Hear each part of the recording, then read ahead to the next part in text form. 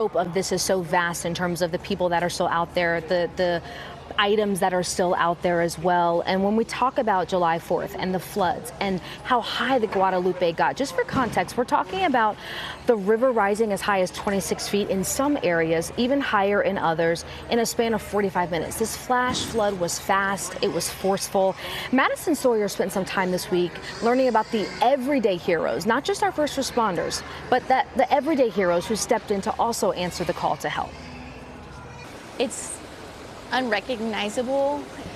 It's just heart-wrenching, the devastation written off everybody's faces. It's just devastating.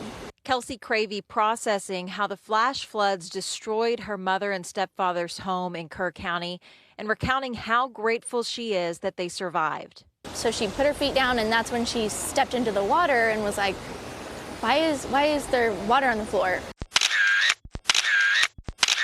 What's going on? And then just instantly to their knees, to their waist.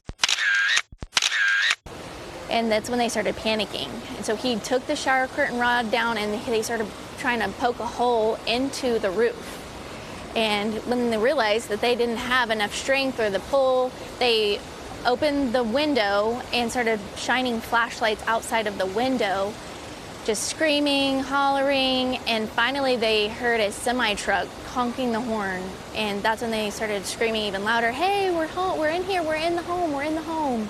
And two men said, okay, we'll get you out. This picture showing the moments that Kelsey's mom and stepfather were rescued by three men, strangers who saw a need and didn't look away. I would like to thank them too, or if I could find out who they are and say thank you, and just, they mean the world to me. They didn't know it at the time, but while trapped in the bathroom by the rising floodwaters, the house was floating down the river. She said the water started going down, so she thought it was over with, but that's truly when it lifted off the pad and started floating.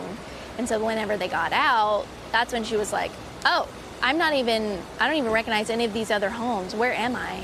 Picking up the pieces of their lives scattered amongst trees, mud, and debris, taking it all one step at a time.